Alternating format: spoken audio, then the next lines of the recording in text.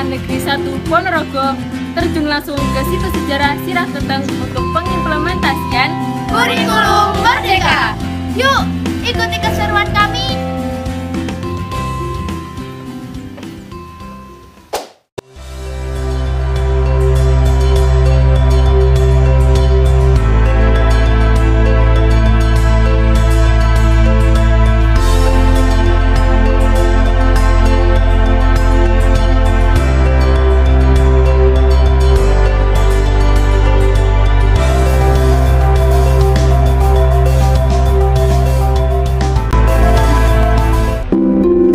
Sejarah Sirah Keteng adalah situs yang terletak di Desa Bedingin, Kecamatan Sambit, Kabupaten Ponorogo. Di situs ini sendiri memiliki sebuah arca yang dikenal dengan sebutan Arca Prabu Boko. Kita bisa mendengarkan cerita dari Bapak Marjuki selaku Kepala Desa Bedingin. Oke, kalau kita menjawab pertanyaan tentang sejarah Sirah Keteng, kita juga berdasarkan konon ceritanya ya dia, entah kebenarannya valid atau tidak, kita kan dari cerita juga. Konon ceritanya Sirah Keteng ini, saya lahir pun sudah seperti ini, artinya sudah ada ya. Tapi waktu itu arca ini belum ditempatkan yang di tempat yang bagus atau di tempat seperti ini belum, tapi masih dibiarkan terbengkelai seperti itu ya. Ternyata Sirah Keteng itu dulu ada prasastinya, prasasti yang namanya Prasasti Sirah Keting, yang saat ini masih berada di Museum Nasional saat ini. Nah, isi dalam prasasti itu apa? Banyak isinya itu, soalnya yang saya baca itu depan, belakang, samping, kiri, kanan, atas juga ada tulisannya. Dan itu karena dimakan usang itu tertulis tahun, kalau tidak salah 1126 Saka itu ya. Eranya siapa? Era Prabu Sri Jayawarsa Digjaya Sastra Prabu. Nah, di prasasti itu merupakan penghargaan. Jadi penghargaan kepada seseorang bisa, atau penghargaan kepada tempat. Nah, kenapa kok diberi penghargaan? Mungkin orang itu telah berjasa, mungkin ya, yang diberi nama Marjaya. Jadi tempat yang diberi, entah tempat atau nama orang itu Marjaya, tempat itu sebagai tempat perdikan ya. Nah, jadi yang ada di Bedingin ini ada pecahan-pecahan yang seperti ini banyak deh. Batu-batu yang besar ini banyak tertanam di sana, tapi belum kita gali ya. Ada terowongan bawah tanah, ada batu gilang, batu jenis-jenis itu, batu lumpang, ada di depan itu juga semacam patok. Itu ini masih ada di sini, bahkan pecah-pecah di belakang sekitar area sekolahan itu ada juga, ada ditemukan semacam guci tapi ditanam lagi. Guci, ada emas yang dari piring, tempat komplit, ada tempat nasi, ada piring, ada sendok, itu semua dari emas juga ada, teman. Tapi orang enggak berani ngambil. Ngomong di pengelolaan wisatanya, ini dulu deh ya, kolam itu enggak berfungsi ya. Kolam depan itu dulu itu semenjak tahun 92 itu kan sudah tidak ada airnya ya. Jadi sana yang tertanami ada ketela, ada kedelai, ada wijen, palawija, kan jelas. Nah, kita tarik lagi ke belakang loh. Dulu ini kan tempat perikanan juga, tempat untuk pengairan sawah. Kok tidak ada airnya? Nah, kita berusaha air yang dari sungai depan sana itu kita kembalikan. Kalau dulu dibuang air sungai itu kita balik, kita pusing di sini.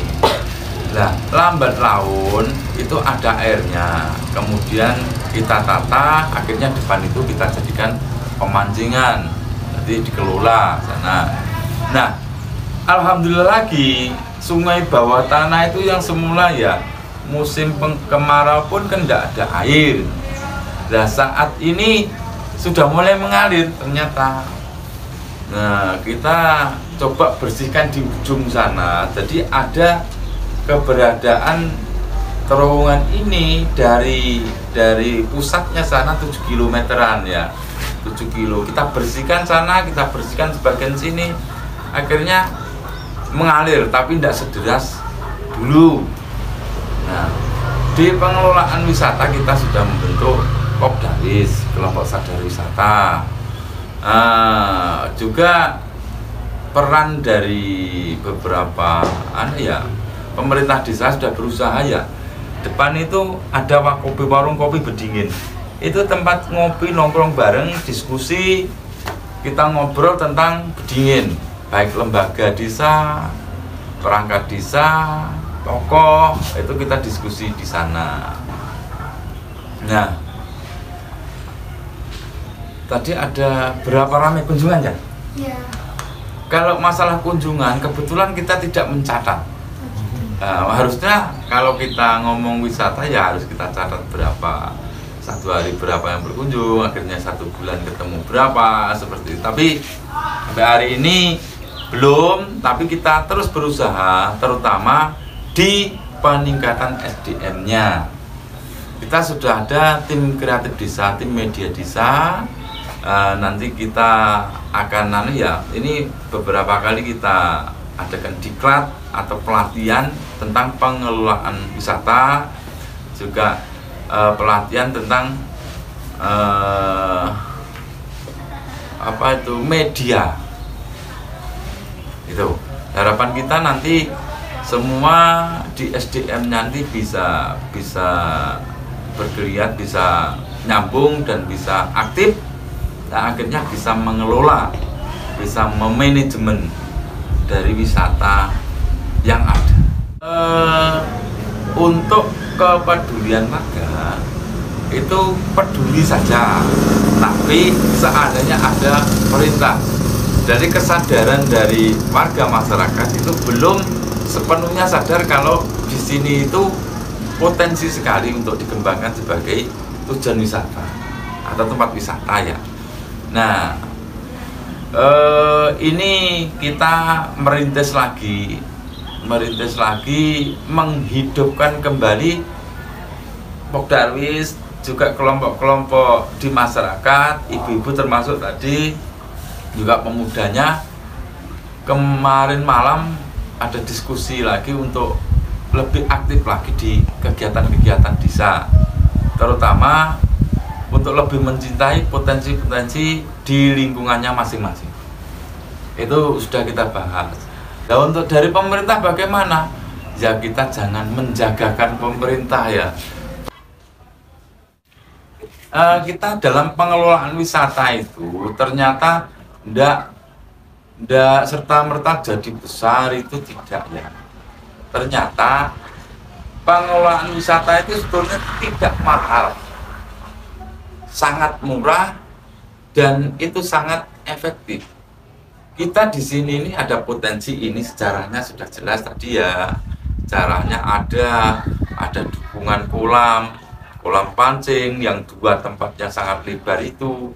Ada kolam itu kita kembalikan ke sejarahnya dulu sebagai padusan. Padusan itu bisa hubungannya dengan sesuci ya, mungkin bisa hubungannya dengan putri. Nah, di sini kebetulan itu lebih ke